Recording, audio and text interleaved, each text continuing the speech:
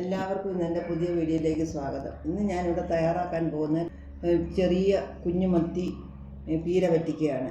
അതിനായിട്ട് ഞാൻ 2 തക്കാളിക്ക, 3-4 പച്ചമുളക്, ഒരു കഷ്ണം ഇഞ്ചി, കുറച്ച് ചുവന്നുള്ളി, കുറച്ച് വെളുത്തുള്ളി, കരിയാപ്പില, ഒരു കുറി തേങ്ങ ഇതിന് എടുത്തിട്ടുണ്ട്. പീര തയ്യാറാക്കാൻ പോവുകയാണ്. അതിനായിട്ട് ഞാനൊരു ചട്ടി അടുപ്പത്ത് വെച്ചു. അത് നല്ലതുപോലെ ചൂടായി. അതിലോട്ട് ഞാൻ കുറച്ച് എണ്ണ ഒഴിച്ചിട്ടുണ്ട്.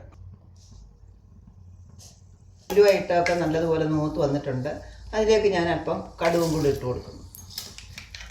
ഒരു സവാള തന്നെ കുറച്ച് അരിഞ്ഞ് വെച്ചിട്ടുണ്ട്. അതും കൂടെ അതിലോട്ട് ചേർത്ത് കൊടുക്കുകയാണ്. അല്പം ഉപ്പ്,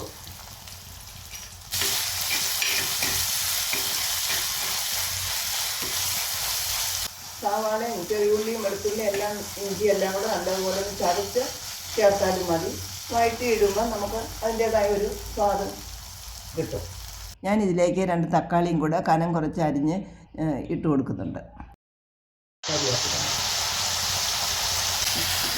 സവാളയും തക്കാളിക്കും എല്ലാം നല്ലതുപോലെ ഒന്ന് വാടി വരട്ടെ. വാടി വന്നതിന് ശേഷം നമുക്ക് ചതച്ച് വെച്ചിരിക്കുന്ന ഈ അരപ്പും കൂടെ അതിലോട്ട് ചേർത്ത് നല്ലതുപോലെ വാട്ടി എടുക്കണം.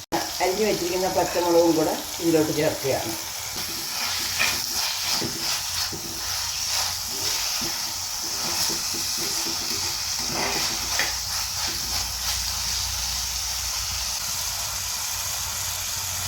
കഷ്ണങ്ങളെല്ലാം ഒന്ന് വാടി വന്നിട്ടുണ്ട്.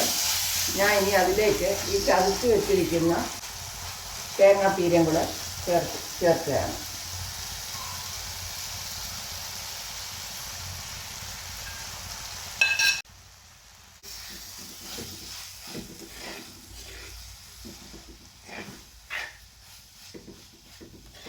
ഇതിൻ്റെ എല്ലാം പച്ചമണം ഒന്ന് മാറുന്ന വരെ നമ്മൾ ഇളക്കി യോജിപ്പിക്കണം. ഞാനിത് പുളി ചേർത്തല്ല ഉണ്ടാക്കുന്നത്. അതിന് പകരമാണ് ഞാൻ 2 പഴുത്ത തക്കാളിക്ക് അരിഞ്ഞ് വഴറ്റിയെടുത്തത്. പുളി ചേർക്കുന്നത് പോലുള്ള നല്ല പുളി ഇതിനും കിട്ടും. നല്ലതുപോലെ ഒന്ന് വാടി വന്നിട്ടുണ്ട്. ഇനി ഞാൻ ഇതിലേക്ക് തിളപ്പിച്ച് വെച്ചിരിക്കുന്ന ചൂടുവെള്ളം ഇതിലോട്ട് ഒഴിച്ച് കൊടുക്കുകയാണ്. ഈ ചൂടുവെള്ളം അങ്ങോട്ട് ഒഴിക്കുകയാണ്. ഇത് നല്ലതുപോലെ ഒന്ന് തിളച്ചതിന് ശേഷമാണ് നമ്മൾ ഈ കഴുകി വാരി വെച്ചിരിക്കുന്ന ചെറിയ മീൻ അതിലോട്ട് ഇട്ട് കൊടുക്കുന്നത്. അരപ്പെല്ലാം നല്ലപോലെ തിളച്ച് വരുന്നുണ്ട്. അതിനോടൊപ്പം ഞാൻ കുറച്ച് ഉപ്പും കൂടെ ഇതിലോട്ട് ഇട്ട് കൊടുക്കുകയാണ്.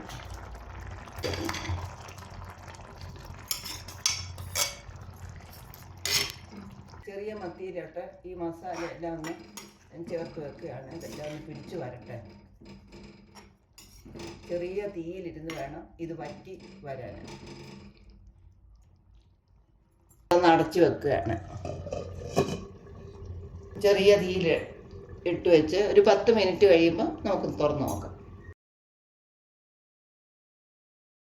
ഏകദേശം 10 മിനിറ്റോളം ആയിട്ടുണ്ട്. ഒന്ന് തുറന്ന് നോക്കി ഇളക്കി കൊടുക്കാം.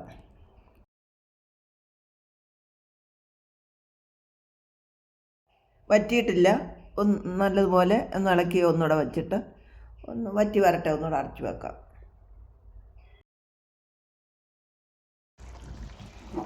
എല്ലാം നല്ലതുപോലെ ഒന്ന് വറ്റി വന്നിട്ടുണ്ട്. അതൊന്ന് നമ്മളൊന്ന് കറക്കി ഒന്ന് യോജിപ്പിക്കുന്നു.